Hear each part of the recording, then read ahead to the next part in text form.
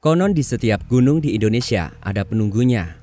Benar atau tidak, namun adanya kejadian-kejadian di luar nalar yang terjadi di gunung membuat masyarakat semakin percaya dengan hal-hal mistis di gunung. Gunung Lawu termasuk gunung yang dipercaya oleh masyarakat memiliki misteri yang belum terpecahkan. Gunung yang terletak di antara Kabupaten Karanganyar, Kabupaten Ngawi, dan Kabupaten Magetan ini kerap terjadi hal-hal mistis yang dialami oleh para pendaki. Hal tersebut pun diakui oleh Yosi, salah satu warga Karanganyar yang pernah ke Gunung Lawu. Benar, Gunung Lawu banyak mitosnya, kata Yosi saat dihubungi awak media. Menurut Yosi, Gunung Lawu memang termasuk gunung yang penuh misteri. Beberapa kejadian ganjil kerap terjadi di gunung dengan ketinggian 3.265 mdpl ini. Dan kita akan membahasnya di video ini. Simak sampai habis. Namun sebelum lanjut, silahkan subscribe dulu channel Laksita Genzi. Aktifkan juga lonceng notifikasinya agar kamu tidak ketinggalan setiap update menarik dari kami.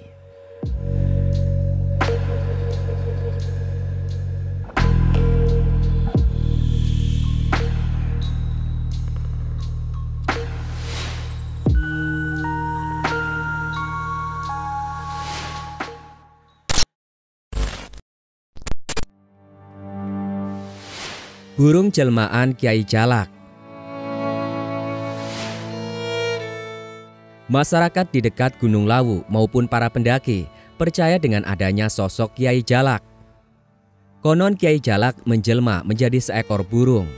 Burung tersebut kemudian dikenal dengan nama burung jalak. Menurut Yosi, burung ini akan menampakkan diri apabila pendaki Gunung Lawu berakhlak baik. Kalau nanti di sepanjang pendakian ketemu sama burung jalak, itu artinya kedatangan kita disambut. Nanti si burung jalak itu bakal ngikutin kita sepanjang pendakian. Pengalaman aku begitu, kata Yosi bercerita pengalamannya.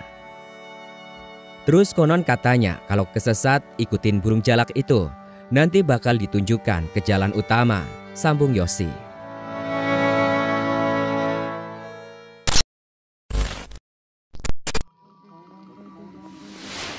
Adanya pasar setan.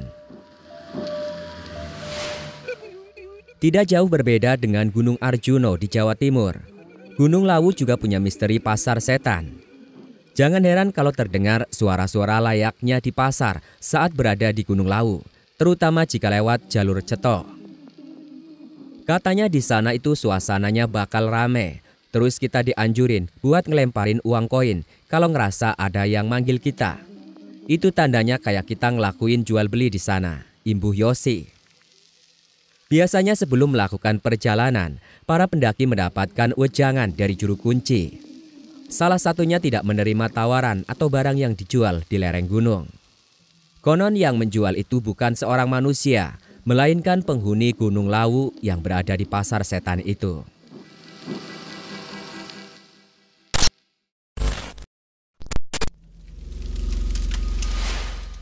Gunung yang punya nyawa. Konon Gunung Lawu dipercaya memiliki nyawa. Setiap perkataan yang terlontar dari lisan pendaki terdengar. Jika ada perkataan kasar atau bahkan tak senonoh, ada saja kejadian yang tak terduga untuk orang tersebut.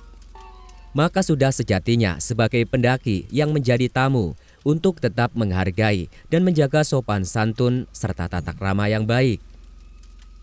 Selain itu, tiap pendaki juga diwajibkan tetap melestarikan alam dengan tidak merusak dan meninggalkan sampah di tempat berkemah.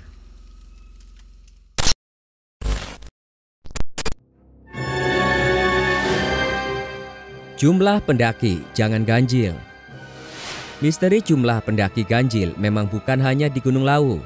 Di beberapa gunung lain juga dipercayai demikian. Konon jika jumlah pendaki ganjil, ada yang menggenapkan dari makhluk lain. Aturan yang mengharuskan jumlah genap memang tidak tertulis, namun acap kali menjadi suatu keharusan bagi mereka yang akan melakukan pendakian. Selain itu, Yosi juga menyebut ada misteri lain di Gunung Lawu. Di antaranya, kalau memiliki niat baik saat mendaki Gunung Lawu, nanti akan dipermudah. Jika niatnya jelek, akan banyak rintangan yang dihadapinya. Di atas juga ada semacam sumber air, yakni Sendang Derajat. Mitosnya, kalau kita minum air itu bakal awet muda. Peraturan pendakian di Gunung Lawu sekarang tidak boleh mendaki malam. Jadi berangkat pagi, kalau sudah malam wajib buat berhenti.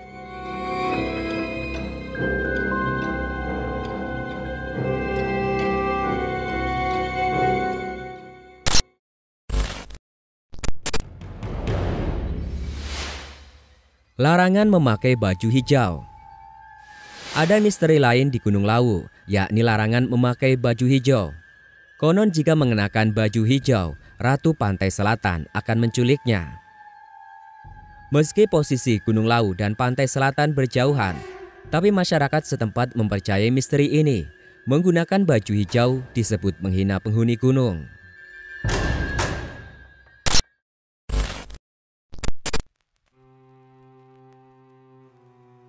Selain 5 mitos di atas, terdapat satu kisah lagi tentang misteri dendam Prabu Brawijaya.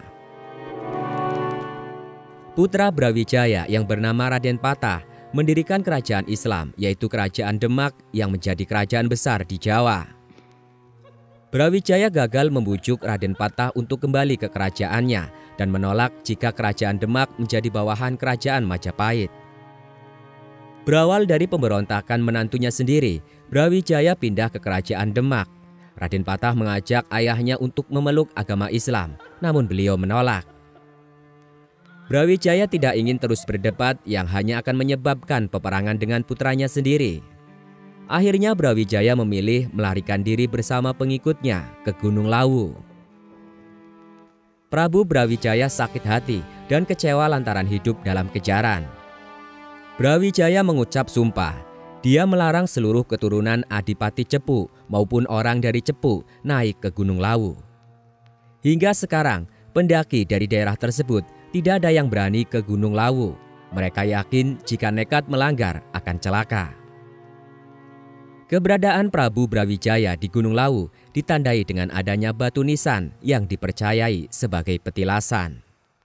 Penduduk sekitar menyebutnya sebagai Sunan Lawu. Tempat itu pun dikeramatkan hingga kini.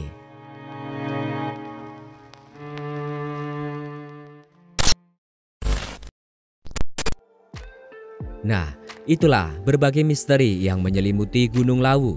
Semoga video ini bisa menambah wawasan kalian.